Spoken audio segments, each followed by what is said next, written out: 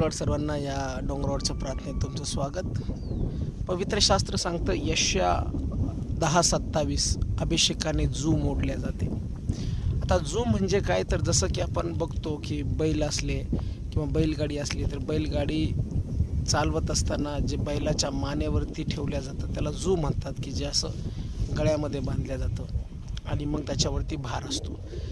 पवित्र शास्त्र मला सांगतं की अभिषेकाने जू मोडल्या जातं. म्हणजे पवित्र आत्म्याचा अभिषेक ज्यावेळेस होतो, एखाद्या माणसाला ज्यावेळेस अभिषेक होतो त्यावेळेस देवाचा आत्मा त्याच्याबरोबर वस्ती करण्यासाठी येतो आणि ज्यावेळेस पवित्र आत्मा आणि तो व्यक्ती एक असतो त्यावेळेस जू मोडल्या जातं. मग ते जू आमच्यावरती जे आहे ते दुष्टबंधनाचं असेल, आजाराचं असेल, वेगवेगळ्या वाईट गोष्टीचं असेल, विचारांचं असेल, मनामध्ये अशांती असेल, कितीतरी प्रकारचे जू असतात आणि ज्यावेळेस हे जू आमच्यावरती लादल्या जातात ते दुष्टापासून, सैतानापासून आमच्यावरती लादल्या जातात. आणि जो व्यक्ती अभिषेकामध्ये चालतो, जो व्यक्ती अभिषेक स्वीकारतो, अभिषेक स्वीकारणं म्हणजे देवाचा आत्मा त्या व्यक्तीबरोबर राहणं आणि ज्यावेळेस आत्मा देवाचा त्या व्यक्तीबरोबर राहतो त्यावेळेस त्या अभिषेकाने त्याच्यावरचं जू मोडल्या जातं.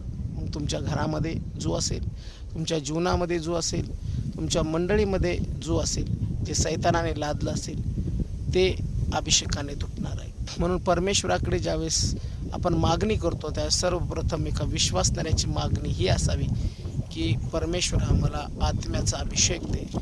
आणि ज्यावेळेस तो अभिषेक येईल त्यावेळेस ते जू जे आहे, जे बर्डन आमच्यावर लादण्यात आले ते तुटेल आणि परमेश्वर तुम्हाला मुक्ती देईल. म्हणून आज जे जे मोठ्या अडचणीत आहेत, समस्येत आहेत, आजारपणाच्या जू खाली आहेत, वेगवेगळ्या गोष्टीच्या जू खाली आहेत, आज त्यांच्यासाठी मी प्रार्थना करतो आणि विश्वास ठेवू की ते अभिषेक तुमच्यावर यावं आणि त्याद्वारे ते जू मोडल्या जावं. प्रभू, मी प्रार्थना करतो जे आज मला ऐकत आहे त्यांच्या मानेवरती देखील जू लादण्यात आलेलं आहे. आजारपणाचा जू, आर्थिक समस्येचा जू, संकटाचा जू, विचारांचा जू, डिप्रेशनचा जू, आणि परमेश्वर ते सर्व जू तोडतो आणि तुझा अभिषेक ऐकणाऱ्या प्रत्येकाला कबूल करतो. प्रभू, त्यांचा अंथरूण बदल, त्यांची परिस्थिती बदल आणि तुझी कृपा, शांती आणि आशीर्वाद त्यांच्या जीवनात उतरले जाऊ दे.